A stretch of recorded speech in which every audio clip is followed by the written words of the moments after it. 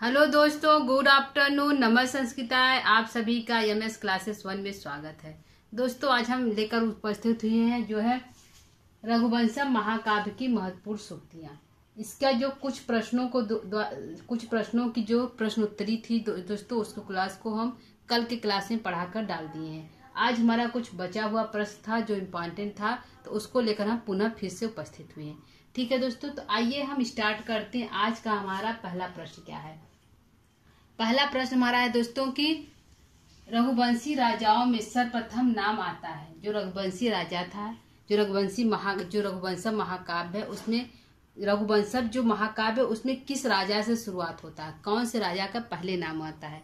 तो आंसर हमारा होगा दोस्तों, रघुवंशी राजाओं में सर्वप्रथम नाम आता है किसका, तो राजा दिलीप का। किसका है? राजा दिलीप का है। राजा दिलीप।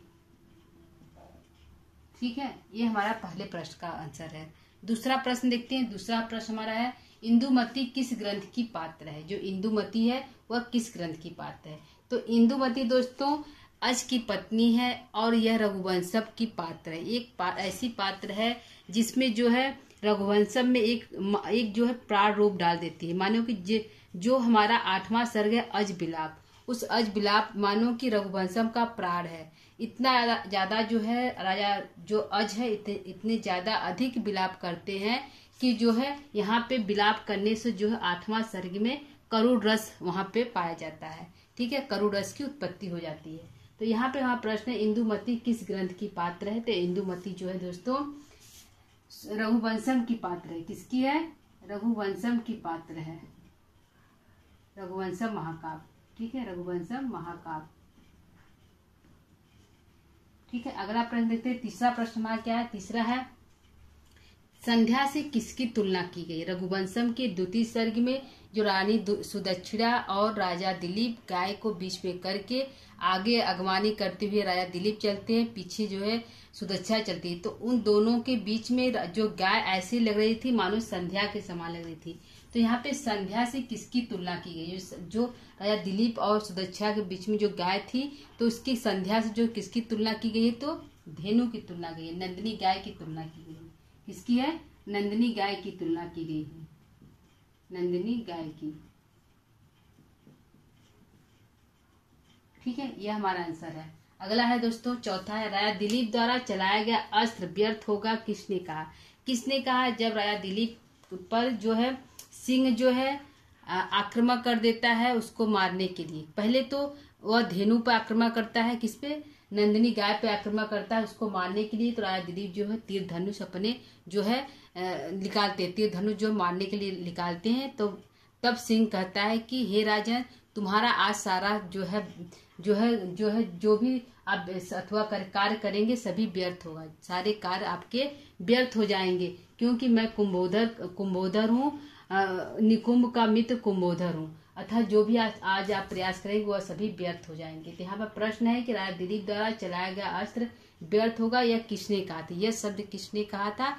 तो सिंह कुंभोधर ने कहा था। किसने कहा था? सिंह कुंभोधर ने कहा था। कुंभोधर सिंह ने कहा था। कुंभोधर सिंह ने कहा था। ठीक है, कुंभोधर सिंह ने कहा था। अगला प्रश्न हमारा है 5वां प्रश्न, नंदिनी गाय ने प्रसन्न होकर वरदान दिया। नंदिनी गाय जो है, जब राजा दिलीप जो है गाय की सेवा कर रहे थे, कौन सी गाय की? नंदिनी गाय की। जब राजा दिलीप नंदिनी गाय की सेवा कर रहे थे तो नंदिनी गाय जो है प्रसन्न हो जाती है, खुश हो जाती है। तो खुश होकर जो है राजा दिलीप को कौन सा वरदान देती है। तो कौन सा वरदान देती है दोस्तों? पुत्र प्राप्ति का वरदान। क्या है? पुत्र प्राप्ति का वरदान। पुत्र प्राप्ति का वरदान।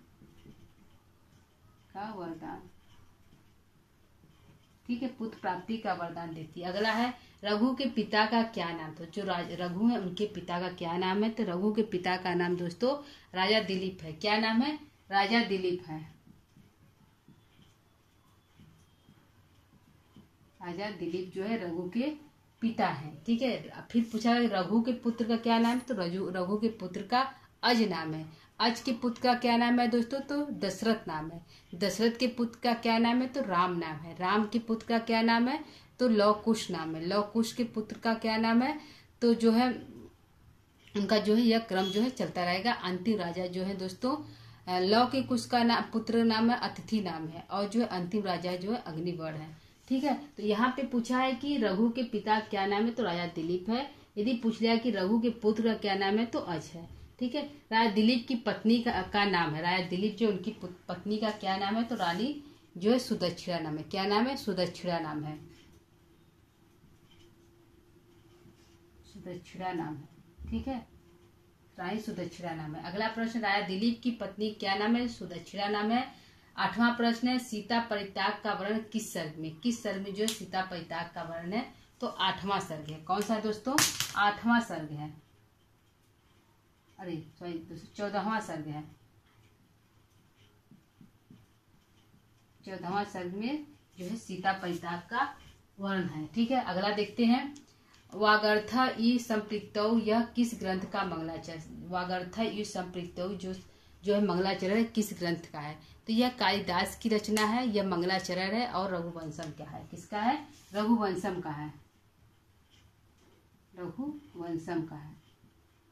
ठीक है, अगला देखते हैं, जो 10वां प्रश्न है, संचारी दीपशिखा यह उपमा कालिदास के किस ग्रंथ में, जो संचारी गीत जो है दीपशिखा यह उपमा कालिदास के किस ग्रंथ में है, तो रघुवंशम ग्रंथ में। किसमें दोस्तों, रघुवंशम ग्रंथ में है।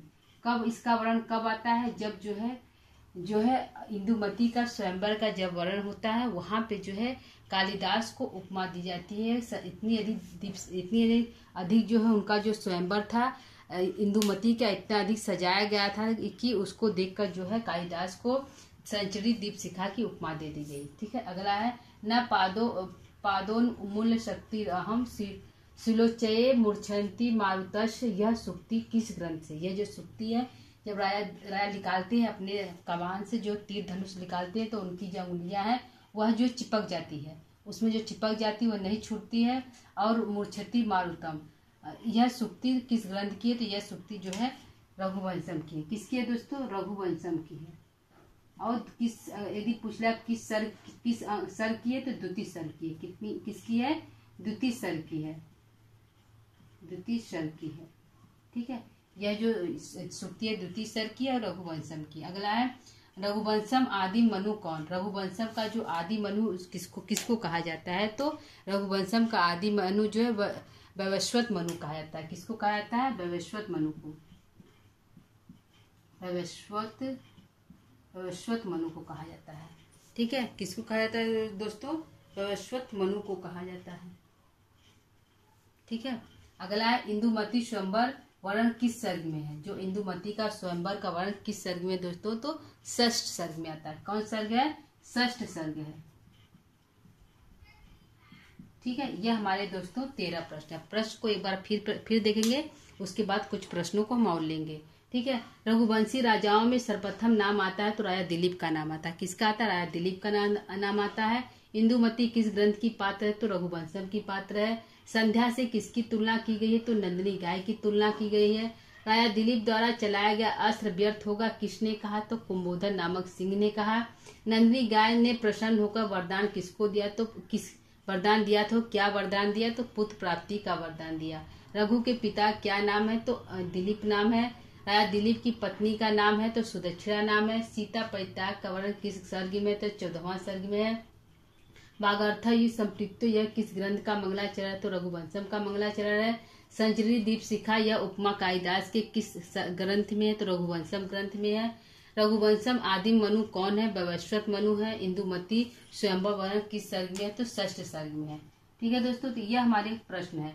कुछ प्रश्नों को हम और देख लेते हैं। ठीक है दोस्तों, यहाँ पे हम इस प्रश्नों को डिलीट करेंगे, मिटाएंगे, इसके बाद कुछ प्रश्नों को हम और यहाँ पे देखेंगे। ठीक है, तो यहाँ पे हम 13 के बाद 20 प्रश्नों, कम से कम 20 प्रश्न पूरा करेंगे, तो 10 प्रश्नों को हम और ले लेते हैं।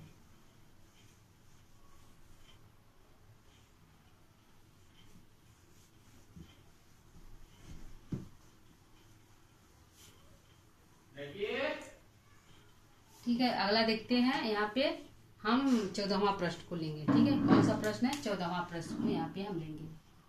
14वां प्रश्न हमारा ये प्रश्न है कि कुश की पत्नी का क्या नाम है, कुश की पत्नी का क्या नाम है। कुश की पत्नी का क्या नाम है?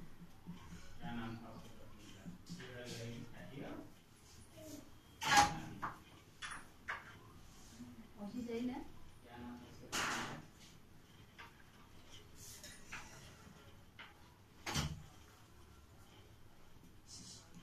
क्या नाम था? ठीक है, यहाँ पे प्रश्न हमारा है कुश की पत्नी का क्या नाम था? तो कुमुदवती नाम था। क्या नाम था? कुमुदवती नाम था। ठीक है, कुमुदवती नाम था कुश की पत्नी का नाम। अगला प्रश्न लेते हैं। 15वां प्रश्न हमारा क्या है? राजा सूरदर्शन के पुत्र का क्या नाम था? राजा सूरदर्शन के पुत्र का क्या नाम था? राजा सूर्यदर्शन के पुत्र का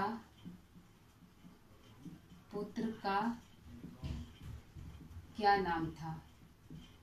क्या नाम था? ठीक है, यहाँ पूछा है सूरदर्शन के पुत्र का क्या नाम था? तो सुदर्शन के पुत्र का नाम था अग्निवर। क्या नाम था? सुदर्शन के पुत्र का नाम था अग्निवर।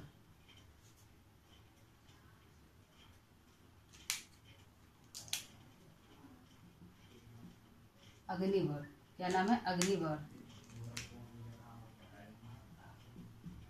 अग्निवर।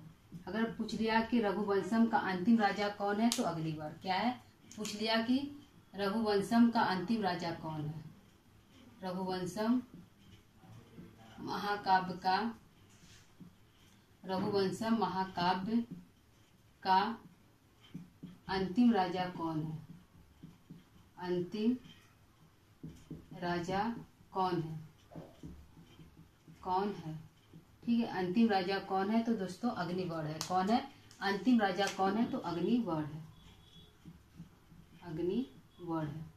ठीक है, अगला लेते हैं कि कौन सा राजा था जो विलासशील था? ठीक है, अगला प्रश्न है कि 17वां प्रश्न लेते हैं कि अग्निवर कैसा राजा था? अग्निवर कैसा राजा था? कैसा राजा था? ठीक है, प्रश्न है अग्निवर कैसा राजा था? तो अग्निवर था अहरनिश विलासिता में लिप्त राजा था। अहरनिश विलासिता।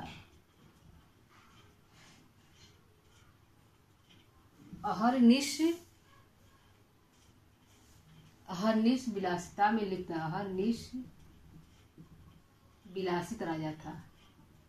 विलासित राजा। ठीक है, अहरनिश विलासित राजा था। कौन? जो है आपका अग्निवर। अगला प्रश्न है 16वां प्रश्न है कि सबसे छोटा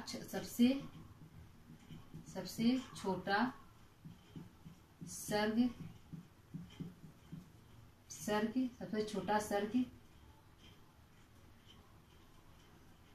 सबसे छोटा सर्ग में कितने श्लोक हैं?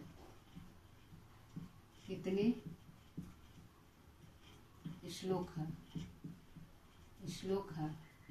तो दोस्तों यहाँ पे सबसे छोटा सर्ग हमारा है 18वां सर्ग है। कौन सा है? 18वां सर्ग जो है सबसे छोटा है और इसमें श्लोक संख्या कितना है? तो 53 है। कितना है? 53 जो हमारा श्लोक है। कितना है? 53 श्लोक है।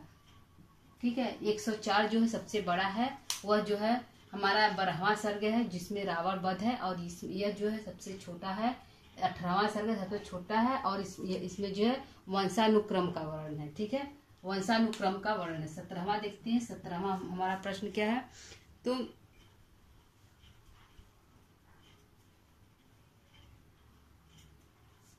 ठीक है, यहाँ पे हमारा होगा सबसे बड़ा सबसे छोटा ग्रंथ सर्ग में कितने सबसे छोटा सर्ग में कितने श्लोक है?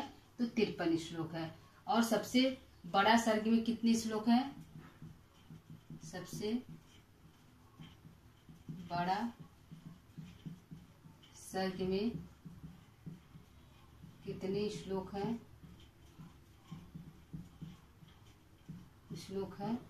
तो 104 है। कितने? 104 है। और सर्ग का क्या नाम है? तो रावण वध है। क्या नाम है? रावण वध। ठीक है, ये हमारे सर्ग का नाम है।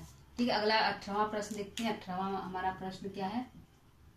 18, 19 और 20, टोटल 20 प्रश्न को हम देखेंगे। ठीक है, तो यहाँ पे यहाँ पे हो गया कि सबसे बड़ा सर्ग में कितने श्लोक है? 104 श्लोक है और रावण वध है। क्या है? रावण वध है।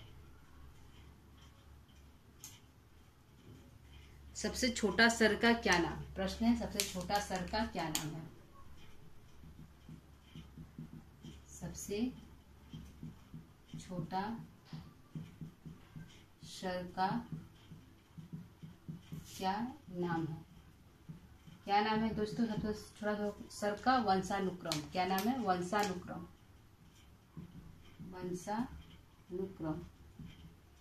ठीक है, सबसे छोटा सर्ग का नाम वंशानुक्रम। इसमें जो है, जो सभी राजा हैं, कुछ जो बचे हुए राजा हैं, सभी राजाओं का एक क्रम से जो है कालिदास ने वर्णन कर दिया है।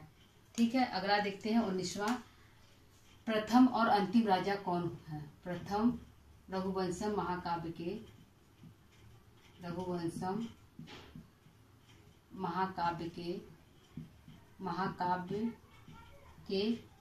सबसे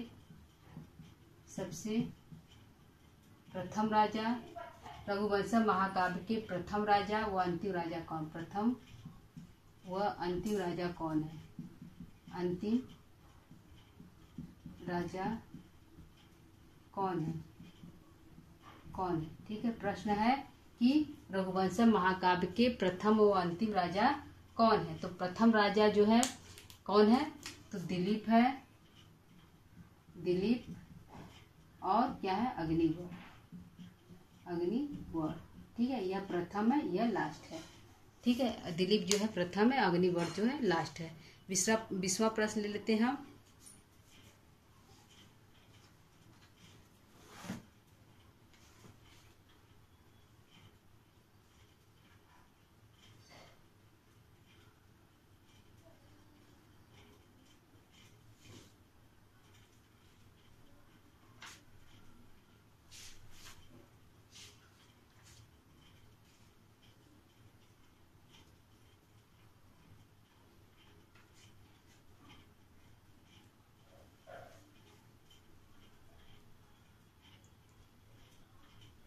रघुवंशम महाकाव्य में किस रस का वर्णन है? रघुवंशम महाकाव्य में किस रस का वर्णन किया गया? किस रघुवंशम महाकाव्य में कौन सा रस है? कौन सा रस है? ठीक है दोस्तों, कौन सा रस है? तो वीर रस है। कौन है रस है? वीर रस है। वीर रस है। देखिए, चतुर्थ सर्ग में अगर पूछ लिया कि रघुवंशम के अष्टम सर्ग में कौन सा रस है? रघुवंशम के 8वां सर्ग में, अष्टम सर्ग में कौन सा रस है? कौन सा रस है दोस्तों? तो करुण रस है। कौन सा रस है? करुण रस है। करुण रस है। ठीक है दोस्तों, यह हमारा है 21 प्रश्न। कुछ प्रश्नों की संख्या कितना है? 21 है। प्रश्नों को एक बार फिर रिपीट करते हैं। कुश की पत्नी क्या नाम है? कुमुदवती नाम है। राजा सुदर्शन के पुत्र का क्या नाम है? तो अग्निवर नाम है। रघुवंशम में महाकाव्य का अंतिम राजा कौन है? तो अग्निवर अंतिम राजा है। अग्निवर कैसा राजा था? तो अहरनिश और विलासित राजा था। सबसे छोटा सर्ग में कितने श्लोक है? तो 53 श्लोक है। सबसे बड़ा सर्ग में कितने श्लोक है? तो 104 श्लोक है। सबसे छोटा सर्ग का क्या नाम है? तो वंशानुक्रम नाम है। सबसे बड़ा सर्ग का क्या नाम है? तो रावण वध नाम है। रघुवंशम महाकाव्य के प्रथम और अंतिम राजा कौन है? तो प्रथम राजा दिलीप है और अंतिम राजा अग्निवर है।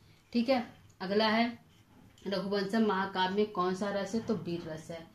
और 21वां हमारा है रघुवंशम के अष्टम सर्ग में कौन सा रस है? तो करुण रस है। ठीक है दोस्तों, यह हमारा जो है 21 प्रश्नों का श्रृंखला था। ठीक है, और जो इसका प्रश्न जो है प्रश्नोत्तरी, इसका जो प्रथम भाग दोस्तों कल के क्लास में पढ़ाकर डाल दिए यूट्यूब पे। आज हमारा दूसरा भाग था प्रश्नोत्तरी का। तो आज जो हमारा जो है रघुवंशम की प्रश्नोत्तरी समाप्त हो गई, जो इम्पॉर्टेंट प्रश्नोत्तरी थी। ठीक है दोस्तों, तो आज की क्लास को यहीं पर हम विराम देंगे। कल हम कुछ नया टॉपिक लेकर उपस्थित होंगे दोस्तों। तब तक के लिए यहीं पे हम विराम लेंगे। और आज के हमारा क्लास कैसा लगा कमेंट करके जरूर बताइएगा। ठीक है दोस्तों, नमः संस्कृता।